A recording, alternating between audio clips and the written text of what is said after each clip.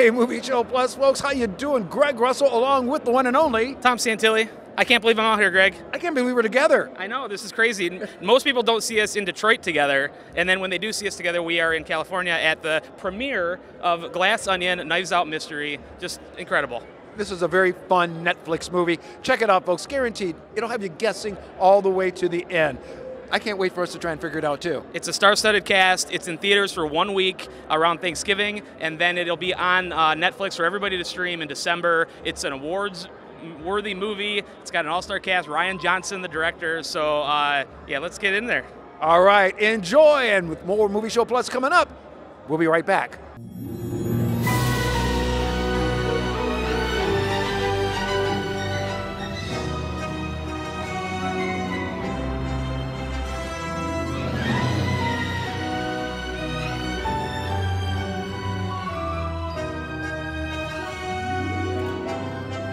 I think it was illegal, the amount of fun we had.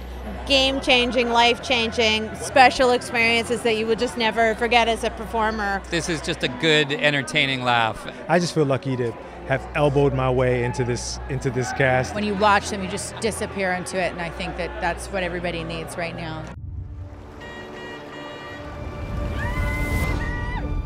Hello!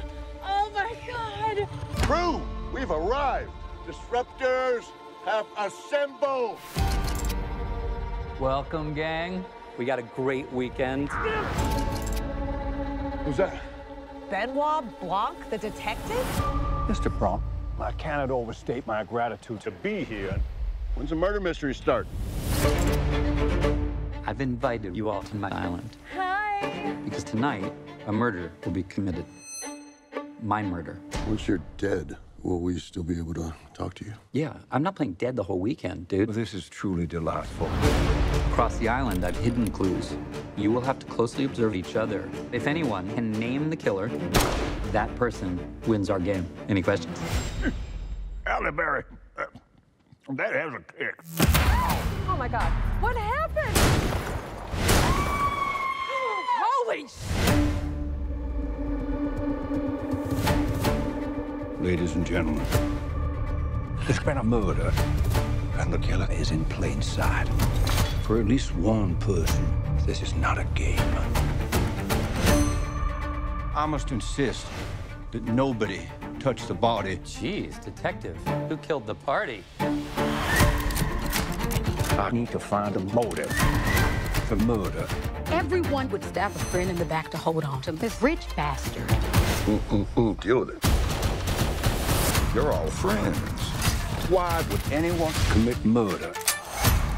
Are we even going to talk about the elephant in the room? Am I the elephant? Yeah, you're the elephant. You're not that bad. Think of the danger here. Are you calling me dangerous? Well, we'll see.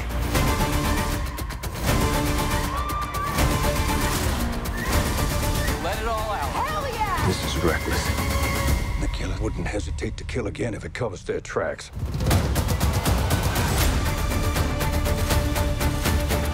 You must be really great at clue, huh? I'm very bad at dumb things. Ticking boxes, running around, searching all the rooms. It's just a terrible, terrible game.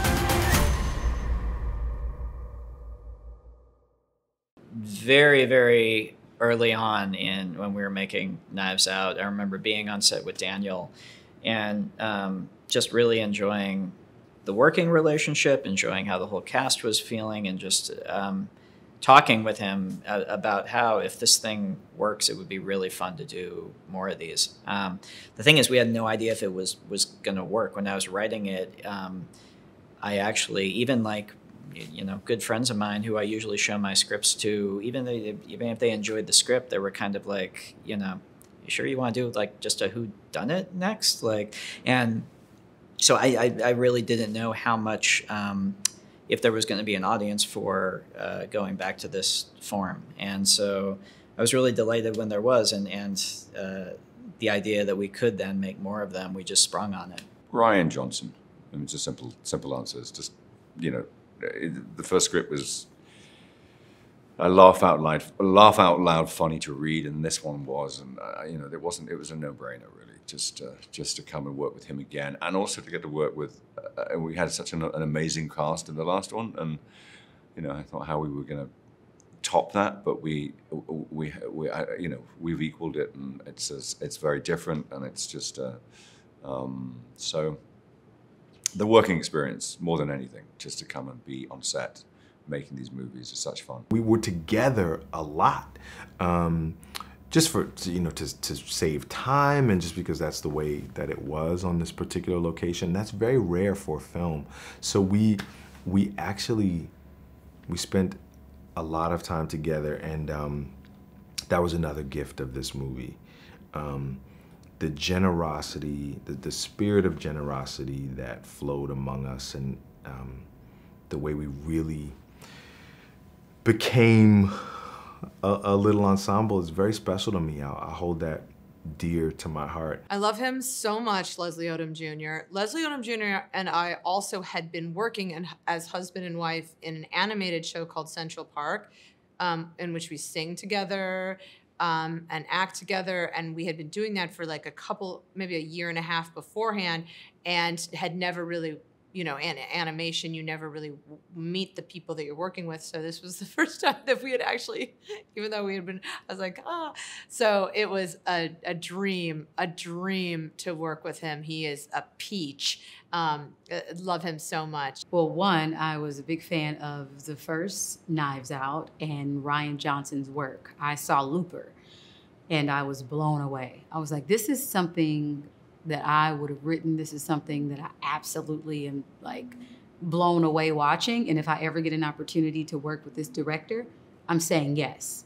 And when he called me and had told me he had seen my short film for my album, Dirty Computer, and you know, all the work I had done, and he had a role for me in this, I was like, I had said yes before I even read it. And then when I read it, I was blown away. The thing that delighted me the most was that within a totally entertaining piece, he chose, the things he chose to stick a fork in a little bit are absolutely perfect for the moment that we're in. And I've always liked anything that has a feeling for the zeitgeist, for the moment that you're living in, because I think one of the things people get most out of going to the movies is seeing things reflected where they see themselves within it, right? Or their own time, or their whatever. It adds a certain, even in comedy, even in, you know, a mystery, I think if people can feel that it's of their moment, then it has a certain special zest to it. My reaction was, it's so much funnier than I thought it would be. And I thought it was funny. When I was reading the script and turning the pages, I was chuckling to myself. But when I was sat in the audience, people were cackling and dying with laughter. So that was lovely. Rian really wants people to enjoy this movie, you know, to actually go on the roller coaster, be on the ride, enjoy it. Don't try to think too hard. And at the same time, I think what's so brilliant about Rian's writing is, yes, absolutely. I think there's a lot of things that are being said in this movie that when you go back and you decide, after you've enjoyed the ride, to be like, you know what, I kind of want to watch that movie again. Well, I was nervous to work with everybody because I grew up watching them and admiring them on TV and movies. And obviously I'm a fan of Dave's, and I learned that Dave is just the sweetest, most compassionate person, and so giving, and cares so deeply about what he does. My favorite scenes on this film were scenes that were not necessarily focused on Duke, and I think the reason they were my favorite is because I got to watch other actors work. You know, everybody's just so interesting, so talented in this film. The first movie, even though it has a huge ensemble cast, there were only a couple of scenes where the whole cast was together. It was much more of these 3 characters, these 2 characters, these 4 characters. Whereas this film, there is a lot of all the characters hanging out in one big space, milling around, talking to each other, which just in a wonky technical sense is hard to cover with cameras and keep it straight. So there was more math in terms of filming it with this one.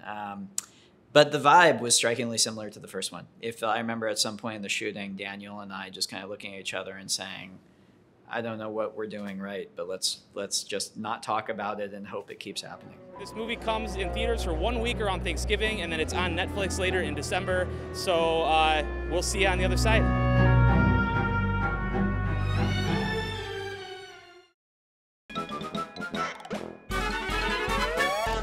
Hi, I'm Rebecca Keller with Stress Free Realty, where we work with buyers and sellers in all price ranges. Whether you're looking for residential, commercial, or land, we've got you covered.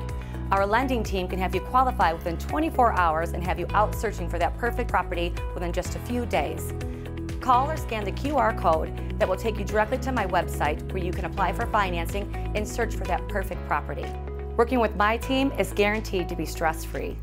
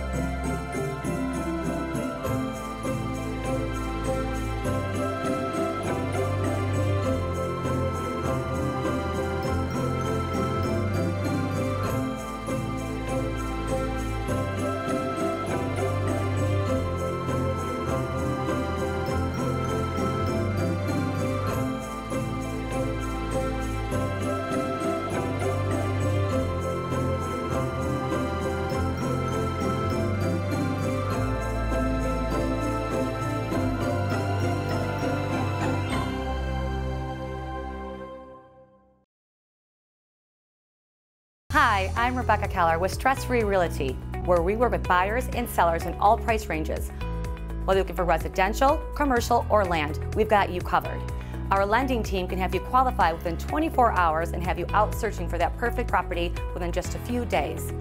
Call or scan the QR code that will take you directly to my website where you can apply for financing and search for that perfect property. Working with my team is guaranteed to be stress-free. Hey, Greg Russell here from Movie Show Plus. Enjoying being here at the Foundation Hotel this week. We've been taking the show on the road quite a bit. Now, if you've got a business that you would like us to showcase, just let us know. Get in touch with us via our website right here, movieshowplus.com, and we'll get back with you. And hey, who knows? You might be the next movie star right here on Movie Show Plus.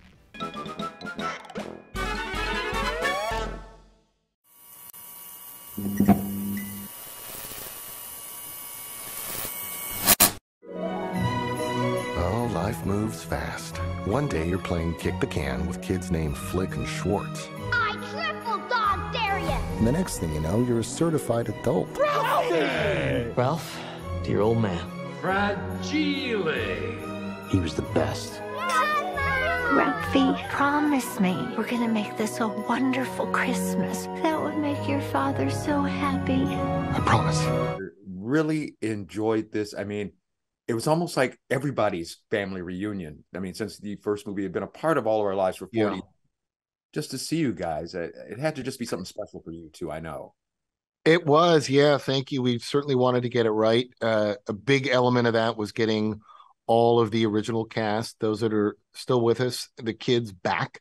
And so that was a timing thing. But and it was fun because we formed great friendships on set back in 1983, and it was fun to just sort of observe them. The dynamic hasn't changed. Whoever was a little older or younger, or just all those same childhood bonds that I think you lock in as kids completely play out for the rest of your life. Yeah, that they do. I mean, like you said, we're all just going, oh my goodness, yeah, we could have all been friends, and hanging out in different things. Completely. And then just with the whole story, I mean, it is always something special, no matter what the story is, but to get the family back together again for Christmas. And for this story, you and your family went back for a very special reason. Yeah, that's right. It's, to do a sequel like this, at least for me to feel as though there's enough substance there. It'll be nearly 40 years. It'll be 40 years next year. So that's a very long time for a sequel, but to have an adult Ralphie, really the way in is the passing of the old man. And Ralphie's called to home. He has kids of his own. He's not necessarily the success that he had hoped to be in his life. So from a starting point for a character, it felt like there was a lot to unpack. And things I always say about Ralphie, he's relentless in his pursuits of things, and he's still that dreamer. He still has those fantasies and those dreams of, maybe what Christmas can be for his family or where he'd like to be in his life. And so that, it's might be rare for a kid to go to an adult and take that role on again, but those were characteristics you could lock on to easily and then play. Absolutely, because a lot of us, honestly, you see what happened with Ralphie now as an adult. We've all been through, a lot of that, thinking, that's hey, right, you're doing this, but something and all like that. And and it is that kind of, I think as a kid, all you care about is your gift, right? Usually you want, in his case, he wants the Red Ryder rifle, whatever you want. Then when you're a parent, you want Christmas to be great for your kids. Mm-hmm. And so you put that pressure on yourself to say, I got to make this great. So it's sort of relatable. Ralphie's back. He's got his quest. He's trying to make it work. Nothing's going right. Similar to the original, where at every turn he's being told no and things are just not going his way. So I think it's relatable in that sense. Oh, for sure. And also one of the new cast members, Julie Haggerty. Just such she reminded me of my mother. I mean, just with, the things she was doing. Julie Haggerty is, I mean, she's has one of the funniest on-screen performances going back to Airplane. She feels like she's been in movies and in culture for all of us growing up. So I think, she has that familiar face that just feels comfortable when you see her on screen. She can be more lovely in person. It felt like having a mom on location. She's the best. And so when you have people like that, it's very challenging, I'm sure for her to step into a character that had been done before, but did such an amazing job and is such a lovely, funny person. Absolutely. Peter, thank you so much. I know you've also seen a lot of leg lamps, but I have to show you my quick thing as well. Let's see what Red Ryder you got. BB gun. Oh, wow. That looks like an older one. Nicely done. Yep. This was my big brother's and he passed it down to me. But isn't that awesome? It is. But thank you so much. And oh, my pleasure. Take care and talk to you again soon. Appreciate it.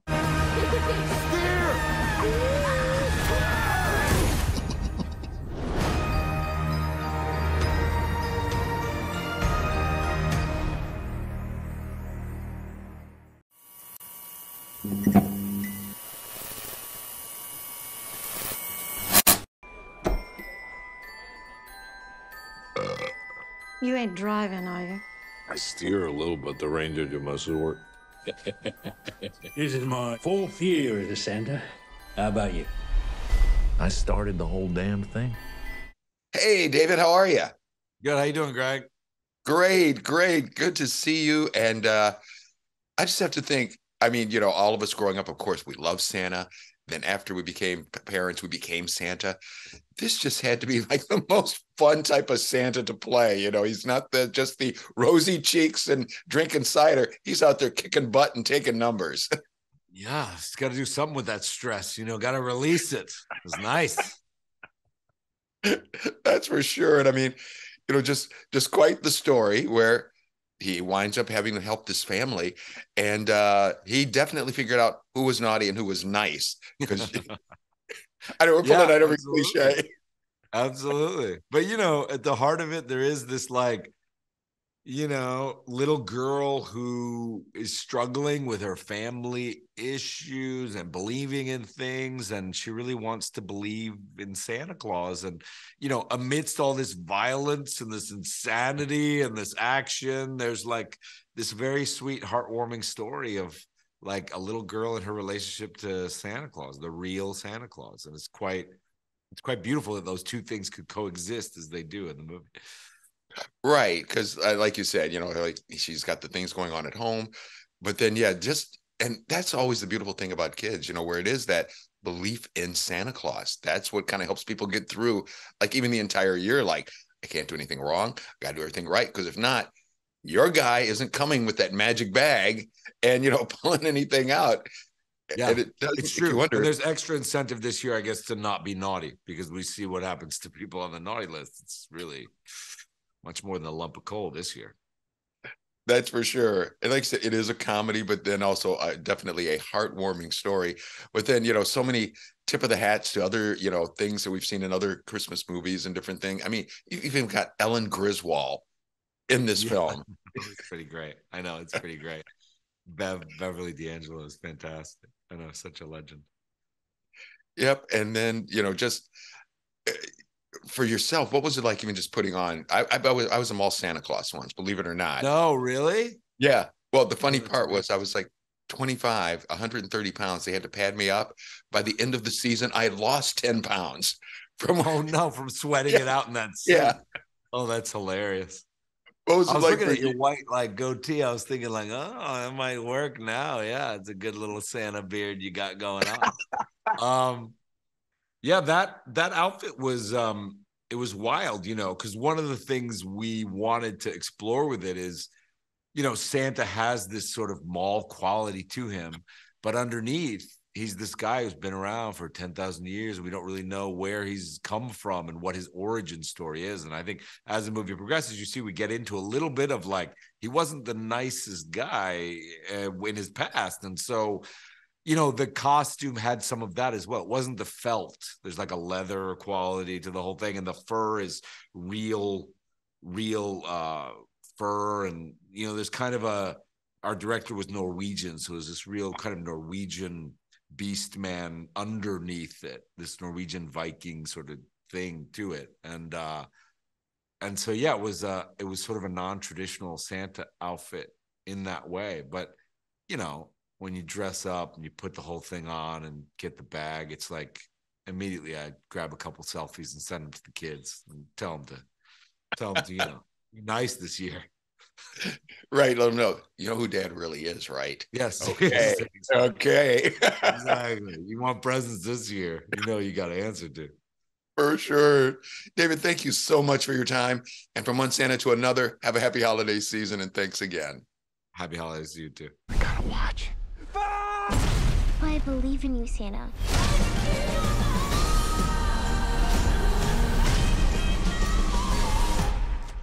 Come on. Which one of you did that? Prancer? So unprofessional.